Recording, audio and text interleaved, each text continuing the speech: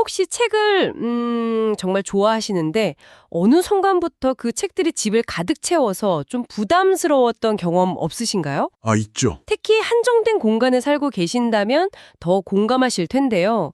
저도 정말 책을 좋아해서 막 사 모으다 보니까 책장이 터져나가기 직전이거든요. 아, 정말 남일같지 않네요. 그렇게 애정을 갖고 한 권 한 권 모았는데 이게 어느새 짐처럼 느껴지는 순간이 오죠. 맞아요. 특히 이사할 때 그 무게랑 부피에 깜짝 놀라게 되고요. 맞아요, 맞아요.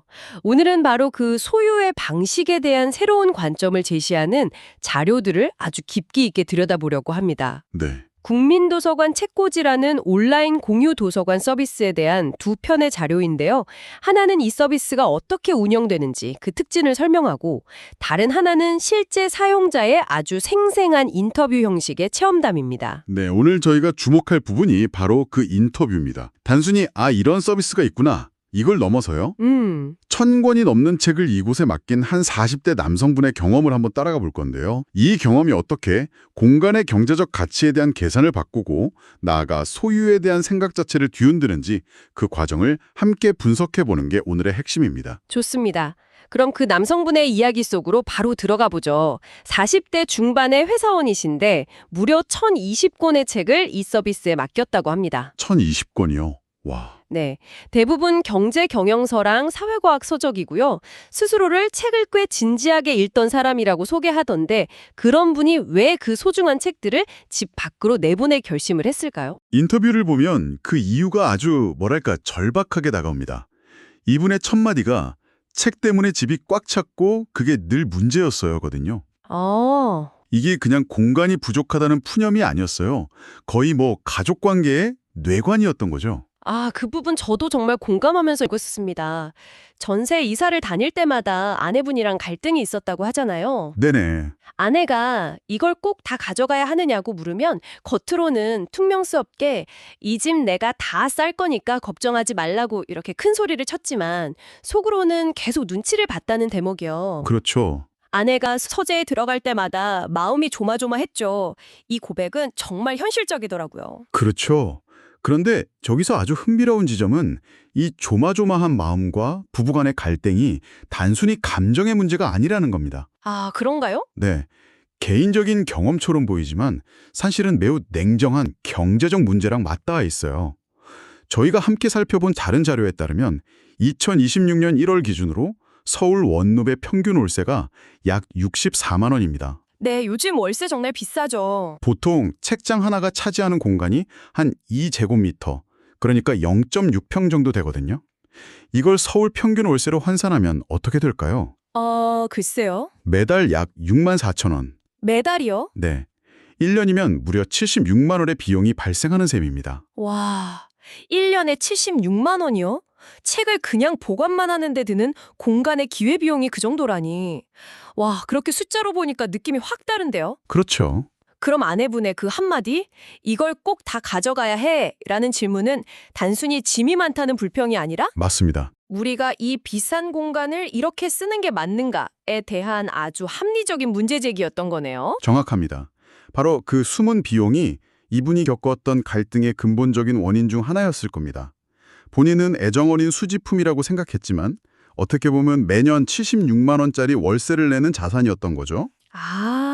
이 사실을 깨닫는 순간 책을 바라보는 관점이 달라지기 시작하는 겁니다. 그렇군요. 상황의 심각성을 깨달았으니 해결책을 찾아야 했을 텐데요.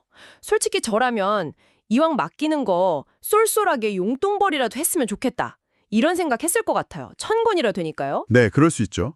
근데 이분은 좀 달랐나 보죠? 네, 그게 바로 이 사례의 가장 흥미로운 출발점입니다. 인터뷰를 보면 돈을 벌겠다는 생각은 거의 없었어요. 라고 아주 단호하게 말해요. 아, 정말요? 네, 본인이 가진 경제경영, 사회과학 서적들은 시혜성이 강해서 출간된 지 한 2, 3년만 지나도 찾는 사람이 거의 없을 거라고 지레짐작했던 거죠. 수익은 아예 기대조차 안 했다는 거군요. 그럼 대체 뭘 보고 1000권이 넘는 책을 맡길 결심을 한 걸까요? 수익보다 훨씬 중요했던 두 가지 기준이 있었습니다. 바로 신뢰와 비용이었어요. 신뢰와 비용이요? 첫째, 1000권이 넘는 내 소중한 책들을 믿고 맡길 수 있는 곳인가. 그리고 둘째, 그 비용이 합리적인가. 당시 기준으로 연간 보관료가 13만 원 정도였는데 이건 일반적인 개인 창고 한 달 이용료보다도 저렴한 수준이었습니다. 와. 아까 우리가 계산했던 공간의 기회비용 연 76만 원과 비교하면 압도적으로 경제적인 선택이었죠. 그러니까 단순히 저렴한 창고를 찾는 게 아니라 내 소중한 책들을 안전하게 지켜줄 수 있는가라는 거의 감정적인 기준이 더 중요했다는 거네요. 네, 맞아요. 하긴 저라도 그럴 것 같아요. 내 손때 묻은 책들인데 함부로 다뤄지면 너무 속상하잖아요. 맞습니다. 그래서 이 서비스가 그 신뢰를 어떻게 구축하는지가 핵심입니다. 다른 자료를 보면 아주 구체적인 시스템이 나오는데요. 네. 대출되는 모든 도서는 발송 전에 동영상으로 상태를 촬영해둡니다. 그리고 책이 반납되면 그 영상이랑 비교해서 검수를 진행하죠. 동영상으로 촬영해서 검수한다니 정말 철저하네요. 근데 혹시 사용자들이 그걸 좀 번거롭다고 느끼진 않을까요? 흥미롭게도요. 사용자들은 이걸 번거로움이 아니라 내 자산에 대한 존중으로 받아들이는 경향이 있었어요. 아, 오히려요? 네, 내 책이 어떤 상태로 나가서 어떻게 다뤄지고 돌아오는지 투명하게 알 수 있다는 점에서 오히려 더 큰 안도감을 느낀다는 거죠. 만약 책이 심각하게 훼손되면 대출자가 동일한 책으로 변상해야 하는 원칙도 명확하고요. 이런 철저한 관리 원칙이 있었기에 1000권이 넘는 책을 안심하고 맡길 수 있었던 겁니다. 결국 이분은 순전히 공간을 확보하고 아내와의 갈등을 피하려는 어떻게 보면 좀 소극적인 동기로 서비스를 이용하기 시작한 거네요. 네, 정확합니다. 골칫덩이를 처리한다는 심정이었을지도 모르죠. 그런데 바로 그 지점에서부터 이분의 예상을 완전히 벗어나는 일들이 벌어지기 시작합니다. 어떤 일이요? 그 첫 번째가 바로 공간 그 자체에서 온 변화였어요. 아, 그 임금일 대목 저도 정말 인상 깊었어요. 책이 없으니까 집을 고르는 기준 자체가 달라지더라고요. 이 말이 그냥 집이 넓어져서 좋다는 차원의 이야기가 아니었죠? 전혀 아니죠. 훨씬 더 근본적인 변화였습니다. 다음 전세 이사를 준비할 때 예전 같으면 당연히 서재로 쓸 방 하나가 더 있는 집을 알아봤을 텐데 그럴 필요가 없어진 겁니다. 방 하나가 줄어드니 전세 보증금 부담이 확 줄어들었고요. 이분의 말을 그대로 빌리자면 책을 정리한 것뿐인데 대출을 더 받지 않아도 됐다는 게 지금 생각해도 큽니다. 와, 이건 정말 대단한데요? 책 몇 권 정리한 수준이 아니라 인생의 아주 큰 재정적 결정, 그러니까 주거 문제랑 대출 규모에까지 영향을 미친 셈이네요. 그렇죠. 공간의 자유가 곧 경제적 자유로 이어진 아주 명확한 사례군요. 그렇습니다. 그리고 두 번째 변화가 바로 그가 전혀 기대하지 않았던 예상 밖의 수익이었습니다. 아, 맞다. 본인은 아무도 안 빌려갈 거라고 생각했던 그 책들이 누군가에게는 꼭 필요한 책이었던 거죠. 저도 그게 좀 의외였어요. 시의성 강한 경제 경영 서적은 금방 낡은 지식이 되기 쉽잖아요. 그런데도 꾸준히 대출이 일어났다는 거군요. 바로 그 지점이 공유경제의 힘을 보여주는 부분입니다.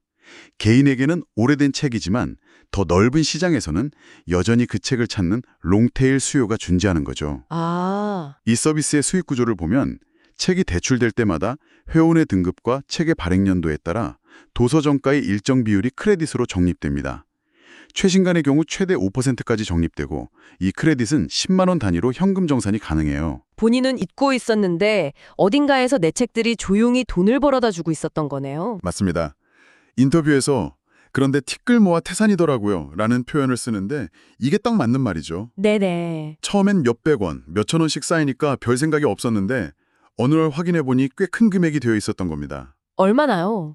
2025년 인터뷰 시점까지 누적된 크레딧이 약 45만 원. 와, 45만 원이요? 네, 돌아보니 이게 다 뭐지 싶은 금액이더라고요.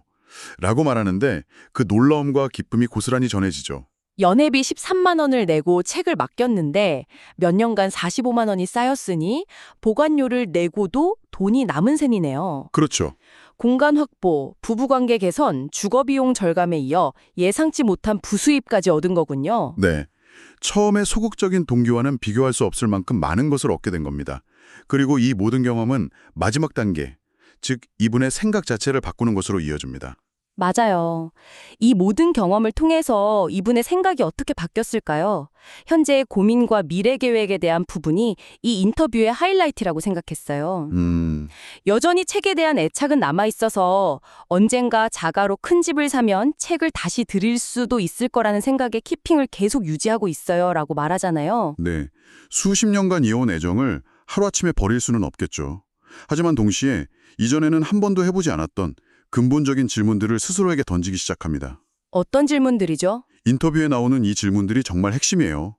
그 책들을 정말 다시 읽을까? 아, 20대, 30대 때 도움이 되었던 그 책이 50대가 된 나에게도 여전히 필요할까? 아, 소유물에 대한 근본적인 질문을 던지기 시작한 거군요. 더 이상 당연하게 내 것으로 여기지 않고 현재의 나와의 관계를 다시 설정해 보는 거죠. 네, 맞아요. 예전에는 어떻게든 지켜야 할 내 자산이었다면 이제는 지금의 나에게도 유용한가라는 실용적인 관점에서 바라보게 됐네요. 바로 그겁니다. 소유의 개념에서 관계의 개념으로 넘어가는 순간이죠. 그러자 미래 계획도 완전히 달라집니다. 언젠가 책과 진짜 이별할 때가 오면 굳이 그 1000권의 책을 집으로 다시 돌려받는 대신 그냥 도서관 측에 처분을 맡기기로 마음먹었다고 해요. 그리고 그때까지 모인 크레딧으로는 오래전부터 꿈꿔왔던 이탈리아 여행의 보틀 계획이라고 했죠. 네, 이 마지막 말이 정말 영화 대사처럼 멋지더라고요. 책들이 나에게 남긴 마지막 선물이라고 생각하려고요. 그렇죠. 책을 소유함으로써 얻었던 지적 만족감을 넘어 책과의 관계를 재설정함으로써 현실적인 여행 자금이라는 새로운 선물을 받게 된 셈입니다. 와, 이 이야기의 핵심은 45만 원을 벌었다는 숫자가 아니라 책을 대하는 태도가 근본적으로 바뀌었다는 점이에요. 그러네요. 인터뷰의 마지막 문장이 그 모든 변화를 한마디로 압축해서 보여주는 것 같아요. 네, 이제는 책을 소유하는 게 아니라 필요할 때 만나는 쪽이 더 편해졌어요. 맞습니다. 이것이 바로 이 서비스가 사용자에게 제공하는 궁극적인 가치일 겁니다. 단순히 책을 보관해주는 물리적인 창고가 아니라 소유에 대한 관점을 바꿔주는 하나의 계기, 하나의 철학적 경험을 제공하는 거죠. 오늘 국민도서관 책꽂이라는 서비스를 통해서 책을 사랑하지만 공간 문제로 고민하는 분들을 위한 하나의 대안을 살펴봤습니다. 한 사용자의 아주 진솔한 경험을 따라가다 보니 단순히 책을 보관하는 것에 숨은 비용부터 시작해서 소유의 방식을 바꿨을 때 우리 삶에 찾아오는 예상치 못한 자유와 경제력 이득, 그리고 생각의 전환까지 엿볼 수 있었네요. 네, 이 이야기는 비단 책에만 한정되는 것 같지 않습니다. 이 대화를 나누는 저 자신도 지금 제 방을 둘러보게 되네요. 저도요. 지금 여러분의 공간을 차지하고 있지만 자주 사용하지는 않는 다른 물건들을 한번 떠올려 보시죠. 몇 년째 입지 않는 옷이나 먼지 쌓인 음반 혹은 다른 수집품들일 수도 있겠네요. 그것들을 소유하는 데 드는 보이지 않는 비용은 얼마이며 그것들과의 관계를 소유가 아닌 만남으로 새롭게 설정한다면 여러분의 삶은 또 어떻게 달라질 수 있을까요?